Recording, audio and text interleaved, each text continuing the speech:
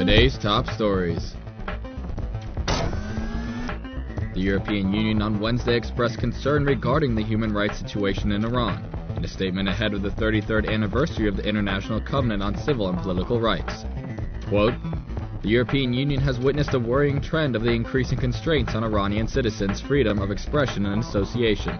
Human rights defenders, journalists, students, trade unionists, and others peacefully expressing their views or opinions are often charged under the vague auspices of public security. The European Union urged Iran to reopen the Center for Defense of Human Rights, the Tehran-based human rights group run by Nobel Peace Prize laureate Shirin Ebadi, release imprisoned human rights activists, and to drop charges against a number of students from Shiraz University in southern Iran, who took part in a peaceful gathering on the occasion of National Student Day."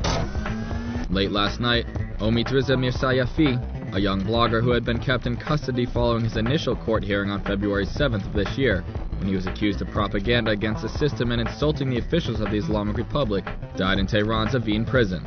A report by human rights activists in Iran cites Hassan Firouzi, the physician of a number of political prisoners, as saying that the death of this blogger was, quote, "the result of lack of attention given to him by the officials and medical care of Evin prison." Firouzi himself is serving a 15-month prison term for acting against national security, public incitement, the publication of lies, and giving safe haven to a political prisoner.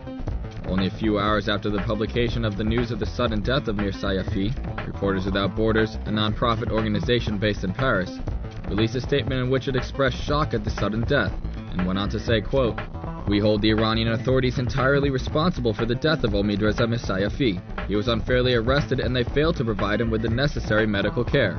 His death is a sad reminder of the fact that the Iranian regime is one of the harshest in the world for journalists and bloggers. We call for the setting up of an independent commission to determine this young man's cause of death."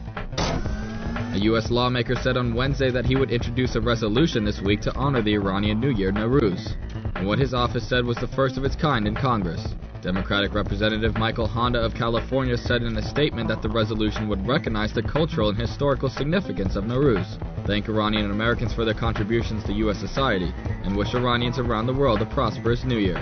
Honda said, quote, "Nowruz embodies the principle that each individual's thinking, speaking, and conduct should always be virtuous. It promotes compassion for our fellow human beings, irrespective of religion.